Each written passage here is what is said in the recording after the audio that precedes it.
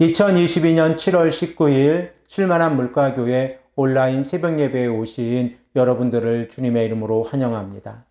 오늘 우리들은 이사야서 9장 8절에서 12절 말씀을 근거해서 교만은 하나님의 심판을 받습니다 라는 제목을 가지고 함께 하나님의 말씀을 생각해 보길 원합니다.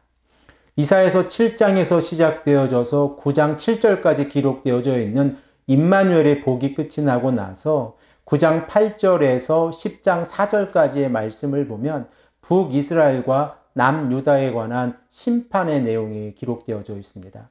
이 부분은 네 부분으로 기록이 되어져 있는데 9장 8절에서 12절 말씀을 보면 교만에 의해서 국가적인 재난의 심판이 기록되어져 있고, 그리고 9장 13절에서 17절까지의 말씀을 보면 아첨에 의해서 정치적인 몰락하는 모습이 기록되어져 있고, 9장 18절에서 21절까지의 말씀을 통해서 형제의 결핍에 의해서 사회적인 혼란이 일어나는 모습이 기록되어져 있습니다. 그리고 10장 1절에서 4절까지의 말씀을 통해서 자신만의 이익을 추구했을 때의 도덕적인 타락의 모습이 기록되어져 있습니다. 그리고 이렇게 네 부분으로 나누어져 있는 이 말씀의 끝에는 시편처럼 후렴구가 기록이 되어져 있는데 9장 12절과 17절, 21절, 그리고 10장 4절에 마지막에 기록되어져 있는 말씀입니다. 그 말씀을 보면 그럴지라도 여호와의 진노가 돌아서지 아니하며 그의 손이 여전히 펴져 있느니라. 이 네 번의 후렴구를 통하여 하나님께서는 이사야를 통하여 이스라엘 백성들에게 말씀하고 계십니다. 너희들이 인생을 의지하고 그 인생을 의지했을 때에 하나님 앞에서 심판을 받는다고 할지라도 하나님의 심판이 끝이 나지 아니하고 지속적으로 이스라엘 백성들을 향하여 놓여져 있다고 하는 사실입니다. 이것이 얼마나 심각한 문제입니까? 우리가 인생을 의지하고 하나님을 의지하지 아니하였을 때에 하나님께서는 우리를 심판하신다는 모습을 생각해 보면 오직 우리들에게 요구되어지는 모습은 말씀에 순종하고 그 말씀에 따라 살아가는 모습입니다. 오늘 본문 말씀 9장 8절에서 12절의 말씀을 보면 교만하여서 국가적인 재난을 당하는 모습이 기록되어져 있는데 이 말씀은 북이스라엘에 집중이 되어져 있습니다. 우리 다 함께 8절에서 9절의 말씀을 읽겠습니다. 주께서 야곱에게 말씀을 보내시며 그것을 이스라엘에게 임하게 하셨은즉 모든 백성 곧 에브라임과 사마리아 주민이 알 것이거늘 그들이 교만하고 완악한 마음으로 말하기를. 북이스라엘이 주전 722년에 멸망한 것을 생각을 해보면 10여 년 전에 북이스라엘의 모습은 교만한 모습을 가지고 있었다는 사실을 우리는 깨닫게 되어집니다. 그리고 그 교만의 모습은 북이스라엘이 하나님 앞에서 심판을 받고 멸망하게 되어진다는 사실도 깨닫게 되어집니다. 오늘 본문 말씀 9절 하반절 말씀을 보면 하나님께서는 북이스라엘을 향하여 교만하고 완악한 마음을 가지고 있는 백성이라 라고 말씀을 하고 있습니다. 교만하다라고 하는 이 의미는 우리가 너무나 잘 알고 있습니다. 스스로 높이는 것인데 하나님 앞에서 스스로 높이는 모습이 바로 교만한 모습입니다. 그러면 완악함이라고 하는 이 히브리어 명사가 가지고 있는 그 의미는 무엇입니까? 태도나 행동이 건방지고 거만한 마음으로 가득 차 있는 상태가 완악한 마음입니다. 그러므로 교만이라고 하는 것이 얼마나 심각한 문제를 가져오는지는 우리가 알게 되어지는데 모세 또한 이러한 교만의 문제를 신명기 8장 14절에서 언급하고 있는데 이 말씀을 읽겠습니다.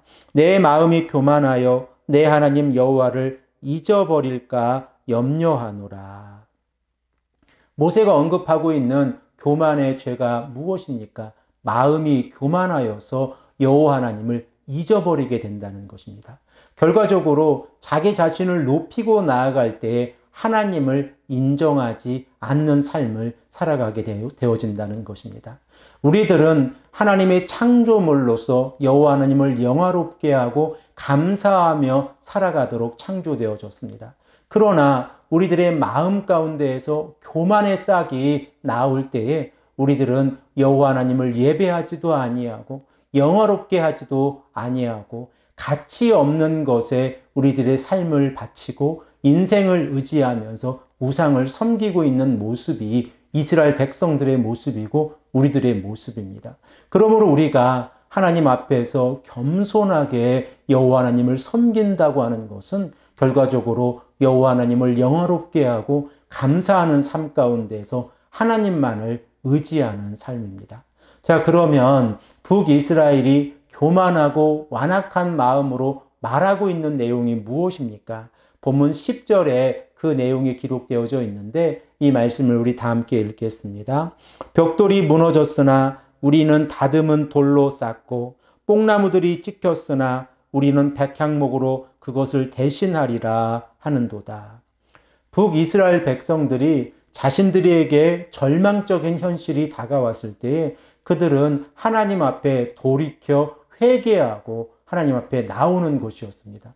그러나 그들이 선택한 방법은 자신들이 이 모든 문제를 해결할 수 있다고 하는 교만한 마음이었습니다.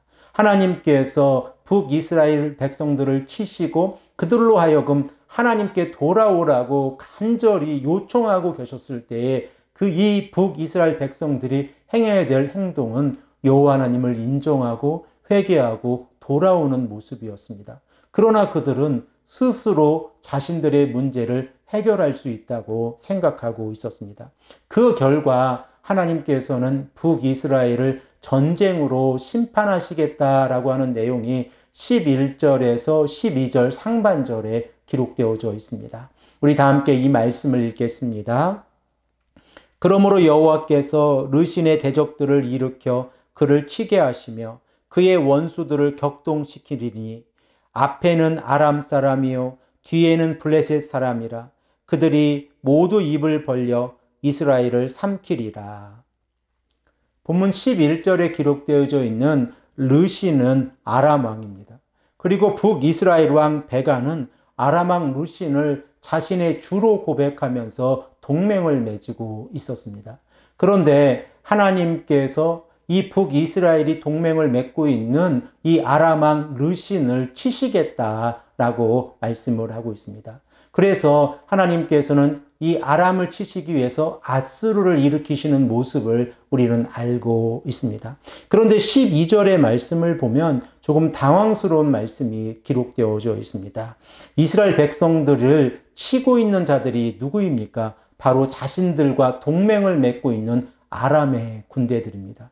결과적으로 오늘의 동맹국이 내일의 적대국이 되는 상황이 발생을 했습니다. 자신들이 의지하고 믿고 있었던 아람이 이스라엘 백성들을 북이스라엘을 치고 있는 모습이 기록되어져 있습니다. 또한 등장하고는 있는 나라가 블레셋 사람들인데 다윗 시대 이후에 이 블레셋은 큰 힘을 가지고 있지 않은 나라였습니다.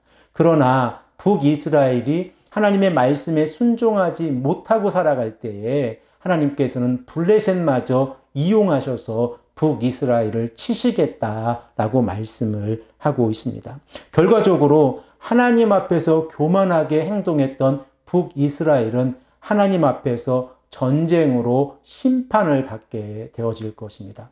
그런데 이렇게 전쟁으로 심판이 이루어졌을 때에 하나님의 심판은 거기에서 끝이 나는 것이 아님을 우리가 알게 되어졌습니다.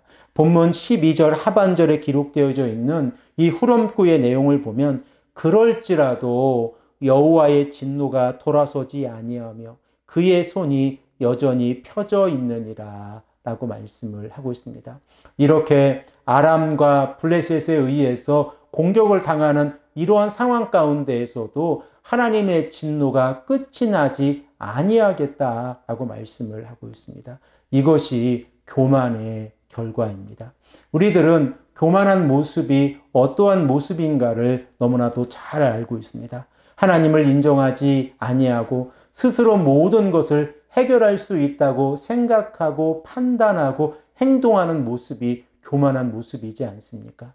우리가 여호와 하나님을 인정하고 우리들의 삶 가운데에서 예배를 드리고 말씀에 순종하고 하나님의 말씀이 우리들의 삶에 가치가 있고 우리가 절대적으로 믿어야 되는 말씀이라고 하는 것을 우리가 믿고 나아간다면 우리들의 모습 가운데에서 교만의 모습보다는 겸손의 모습이 있을 것입니다. 결과적으로 교만의 반대말로서의 겸손은 여호와 하나님을 의지하는 삶입니다. 그리고 여호와 하나님을 의지할 때에 하나님께서는 비록 하나님의 백성들이 잘못하고 그리고 하나님의 말씀에 순종하지 못했다고 할지라도 회개하고 돌아서면 그 백성을 용서하시고 임마누엘의 날개 아래 품어주시는데 지금 북이스라엘의 모습을 보면 그들이 교만하여서 하나님을 인정하지 않고 있습니다. 사랑하는 성도 여러분, 우리들의 모습은 어떠합니까? 우리가 하나님께 예배드리고 말씀에 순종하며 살아간다고 하지만 우리들의 모습 가운데에서 인생을 의지하고 하나님을 의지하지 않고 살아가는 경우가 얼마나 많이 있습니까? 전쟁과 기근과 전염병으로 전 세계가 어렵고 힘든 상황 가운데 살아가고 있습니다. 이러한 상황 가운데에서 말씀을 믿고 의지하는 자들이 가장 먼저 해야 하는 것은 회개하는 일입니다. 오직 말씀에 순종하고 그 말씀대로 살아가려고 노력하며 자신의 연약함을 하나님 앞에 내어놓고 오직 하나님만을 의지하며 나아가겠습니다 라고 하는 이 고백의 시작에서부터 하나님의 사랑이 시작되어진다는 사실을 우리가 깨닫게 되어지면 교만한 삶을 버리고 겸손하게 살아가는 것이 우리들의 삶 가운데에서 얼마나 큰 복인가를 깨닫게 되어집니다. 오늘도 많은 사람들과 만나고 대화를 하고 또한 하나님 앞에서 기도하며 나아갈 때 오직 겸손한 모습으로 살아가시는 귀하고 복된 성도님들이 되시기를 간절히 축복합니다. 함께 기도드리겠습니다. 아버지 하나님 감사합니다. 오늘도 우리의 마음 가운데에서 교만이 얼마나 무서운 죄라는 것을 깨닫게 하시니 감사합니다. 오직 여호와 하나님을 의지하고 여호와 하나님을 영화롭게 하며 감사하는 삶으로 겸손하게 살아갈 수 있도록 인도하여 주시옵소서. 감사드리며 사랑이 많으신 예수 그리스도의 이름으로 간절히 기도합니다. 아멘.